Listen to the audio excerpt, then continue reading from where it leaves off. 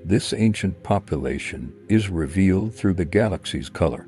Unlike star-forming galaxies, which shine with the bright blue-white light of young, hot stars, NGC 1277 glows with a distinctly reddish hue. That red color is a hallmark of aging stars, cooler, longer-lived ones that dominate after the hot, short-lived blue giants have burned out and died. You see, when a galaxy is actively forming stars, it produces stars across a range of masses. The most massive ones are extremely hot and bright, burning through their nuclear fuel quickly and shining with intense blue-white light. But these massive stars live fast and die young. They might only last a few million years before exploding as supernovae or collapsing into black holes and neutron stars. Lower mass stars, on the other hand, are cooler and dimmer, but they live much longer, sometimes tens of billions of years. After the massive blue stars die off, a galaxy is left with these longer-lived, cooler, redder stars dominating the population. That's exactly what we see in NGC 1277. Ultraviolet observations confirm the almost complete absence of young massive stars. Infrared studies highlight the dominance of old red giants. Together, these data paint a clear picture. NGC 1277 is a stellar graveyard. Its light is powered entirely by the remnants of a furious starburst that ended billions of years ago. So, how do we know it hasn't formed stars since then? There are several lines of evidence. The first and most direct clue comes from the lack of cold gas. Star formation requires clouds of hydrogen and molecular gas to collapse under gravity and ignite nuclear fusion. In galaxies like the Milky Way, these raw materials are abundant. Gas clouds constantly collapse into new stars, keeping the galaxy alive and evolving. But NGC 1277 has virtually none of this fuel. Observations using radio telescopes, which can detect cold hydrogen gas, return almost empty results. Surveys at millimeter wavelengths, which can trace molecular hydrogen through proxy molecules like carbon monoxide, find nearly nothing. Without fuel, the galaxy simply cannot spark new stellar births. Its population is stuck, aging in place without any possibility of replenishment. The metallicity of NGC 1277 stars provides another piece of evidence. Metallicity, in astronomical terms, refers to the abundance of elements heavier than hydrogen and helium, things like carbon, oxygen, iron, and all the other elements that make up rocky planets, life, and just about everything interesting in the universe.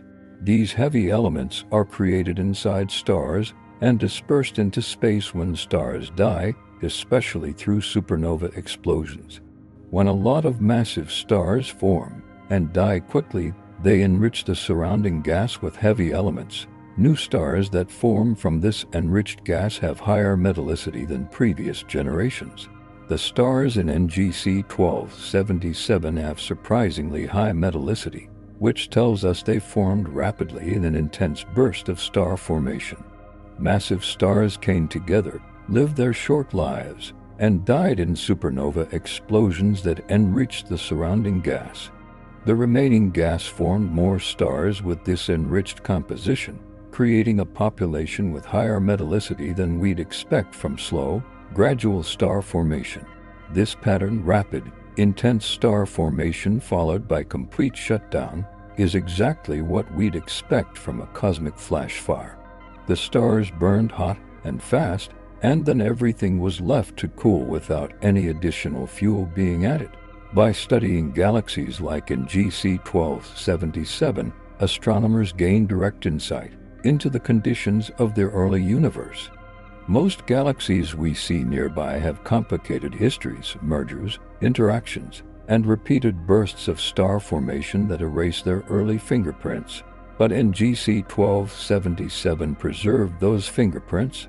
Its stars tell us about the density, composition, and dynamics of the universe when it was just a fraction of its current age.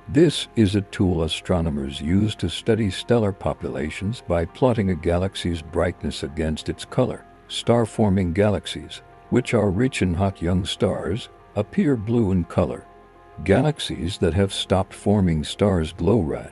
NGC 1277 is firmly in what astronomers call the red sequence, the region of the diagram occupied by quiescent, non-star-forming galaxies. Its light is dominated by old, cool stars with no blue signatures indicating ongoing star formation. This color alone tells us that no significant stellar birth has occurred in recent cosmic history. The second line of evidence comes from the search for cold gas, which I mentioned earlier but deserves more detail. Cold, dense clouds of molecular gas are where stars are born. Without these ingredients, a galaxy simply cannot make you stars. It's like trying to bake bread without flour, no matter how much you want to. It's physically impossible. Astronomers have searched extensively for molecular gas in NGC 1277 using some of the most sensitive radio telescopes ever built. The 30-meter radio telescope in Spain and the array of radio dishes in Chile called the Atacama Large Millimeter Array are both capable of detecting extremely faint traces of molecular hydrogen, which can be traced through emissions from carbon monoxide molecules. The results, essentially nothing. NGC 1277 appears to be almost completely devoid of the cold gas reservoirs that galaxies need to form stars. It's empty. The fuel tank is bone dry and has been for billions of years. The third line of evidence comes from infrared surveys. In galaxies where new stars are forming, dust heated by young stars emits strongly in the infrared part of the spectrum. This warm dust is a telltale sign of active stellar nurseries. Space-based infrared telescopes have surveyed NGC 1277 and found no such emission. There's no warm dust because there are no young stars to heat it.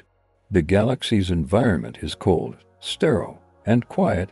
Its star-forming machinery shut down long ago and never restarted. The fourth line of evidence comes from ultraviolet observations. Young, massive stars emit copious amounts of ultraviolet radiation as they burn at extremely high temperatures. This UV signature is one of the most reliable indicators of recent star formation. Space telescopes designed to detect ultraviolet light have searched NGC 1277 for this signature. Once again, the results are negative. There's no significant UV emission from the galaxy. The spectrum is dominated entirely by the light of old, cool stars. No hot, massive young stars have formed there in recent cosmic history. The fifth line of evidence comes from the galaxy's environment in the Perseus cluster. As we discussed earlier, the cluster is filled with hot X-ray emitting plasma that permeates the space between galaxies. Any cold gas that NGC 1277 might once have possessed would have been stripped away by a ram pressure stripping as the galaxy moves through this dense medium. This stripping, combined with the galaxy's internal consumption of gas during its early starburst, left it completely barren of star-forming fuel. The cluster environment acted like a cosmic cleanser, sweeping away any possibility of future star formation. But perhaps the strongest evidence of all comes from detailed stellar age measurements. Spectroscopic studies allow astronomers to determine the ages of stars with remarkable precision. By comparing the absorption lines in a galaxy's spectrum to theoretical models of stellar populations, researchers can reconstruct the entire star formation history of the galaxy. When did stars form? At what rate? Were there multiple episodes or just one? In the case of NGC 1277, these studies reveal something remarkable. More than 90% of its stars were formed within the first 3 billion years of the universe's existence. After that initial burst, star formation didn't just slow down, it plummeted to essentially zero. For the last 10 billion years, the galaxy has been completely silent. No stars, no activity, no evolution.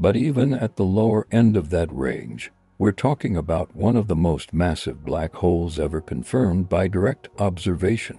To put that in perspective, NGC 1277's black hole is roughly 3,000 to 4,000 times more massive than the one at the center of our Milky Way. And remember, our galaxy is much bigger than NGC 1277. The Milky Way stretches 100,000 light-years across, while NGC 1277 is only about 10,000 light-years in diameter. So you have a galaxy that's 1/10 the size of ours, but with a black hole that's thousands of times larger. That's like finding out that a compact car has an engine designed for a cargo ship. The proportions simply don't match up with what we expect to see. This mismatch is what first shocked astronomers and earned NGC 1277 its reputation as the galaxy that shouldn't exist. To understand just how extreme this is, consider the usual ratio between a galaxy's stellar mass and its central black hole. In most galaxies, the black hole accounts for about 0.1% of the total stellar mass. It's significant, but it doesn't dominate the system.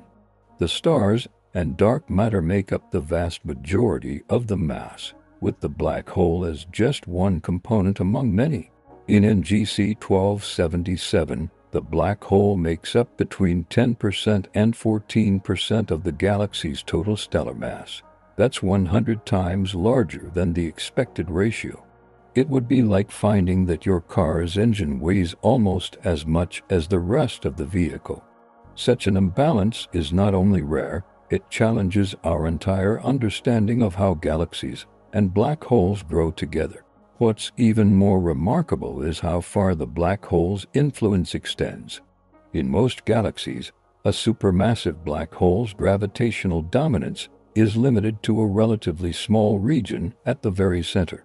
The sphere of influence, the zone where the black hole's gravity overwhelms everything else, might extend only a few light-years in a galaxy like the Milky Way. In NGC 1277, because the galaxy is so compact and the black hole is so massive, the sphere of influence covers a much larger fraction of the entire galaxy. The black hole doesn't just hold the center together, it dominates a substantial portion of the whole system. Stars orbit under its overwhelming pull for thousands of light-years in every direction. Some astronomers describe NGC 1277 as a black hole-dominated galaxy. This phrase captures its essence perfectly. In most galaxies, the central black hole is just one important component among many. But in NGC 1277, the black hole is the most important feature. The stars, the structure, the dynamics, everything revolves around this central monster, both physically and conceptually. It's almost more accurate to say that NGC 1277 is a black hole wrapped in a galaxy rather than a galaxy with a black hole inside it. How could such an enormous black hole form in such a relatively small galaxy? That's the puzzle that makes NGC 1277 so important for science. One possibility is that the black hole grew extremely rapidly in the early universe, perhaps feeding on vast amounts of primordial gas during a short-lived starburst phase. In the first billion years after the Big Bang, conditions were very different. Gas was more abundant, galaxies were closer together, and black holes could potentially grow at rates that would be impossible today. Another theory suggests that NGC 1277's black hole may have started from an unusually massive seed. Normally, black holes are thought to form from the collapse of massive stars, creating relatively small initial objects that grow over time. But there may be alternative pathways. For example, direct collapse of primordial gas clouds into black holes weighing tens of thousands or even millions of solar masses right from the start. If NGC 1277 formed around one of these heavy seeds, its black hole would have had an enormous head start. Whatever the mechanism, it must have occurred very quickly.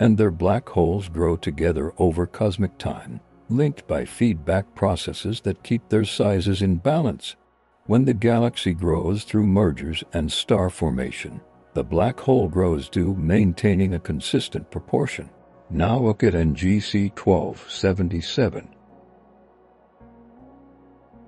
With a black hole estimated at 12 to 17 billion solar masses and a stellar mass of about 1.2 trillion solar masses, the ratio works out to somewhere between 10% and 14%. That's not just a deviation from the norm. It's 100 times higher than what the n-sigma relation predicts. 100 times. The black hole is wildly, impossibly oversized for its host galaxy. It would be like finding a town of 10,000 people where the mayor weighs more than everyone else combined. The imbalance defies explanation under normal circumstances.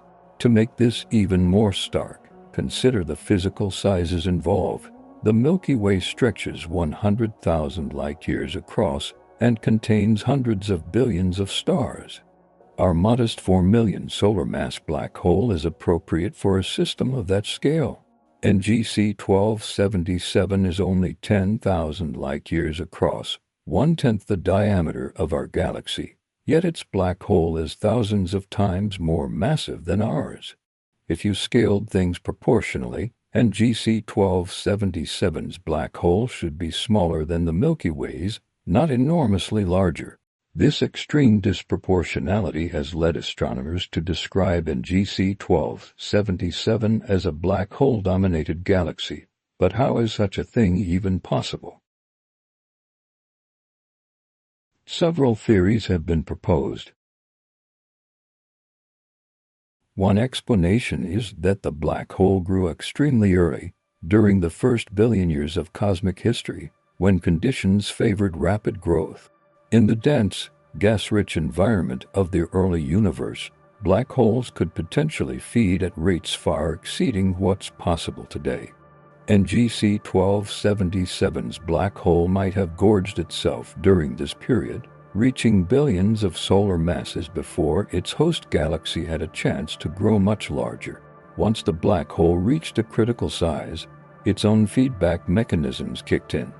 Jets and radiation blasted away the surrounding gas, preventing further star formation and freezing the galaxy in its compact state. The black hole essentially outran its host and then locked everything in place. Another possibility is that NGC 1277 was once part of a larger galaxy that was stripped down over time. In the crowded environment of the Perseus cluster, gravitational interactions and ram pressure could have removed the outer layers of a once larger system, leaving behind only the dense core with its oversized black hole. However, this explanation has problems. If NGC 1277 had been stripped, we would expect to see different stellar populations, some younger stars from the outer regions, for example. Instead, all of NGC 1277 stars are uniformly ancient. The stripping hypothesis doesn't match the data. The most accepted view is that NGC 1277 was always compact. It formed as a dense red nugget galaxy in the early universe, with its black hole growing to enormous size during its initial formation phase.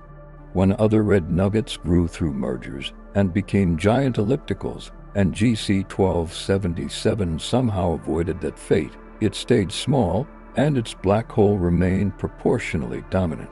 The extreme ratio also invites comparisons with other galaxies.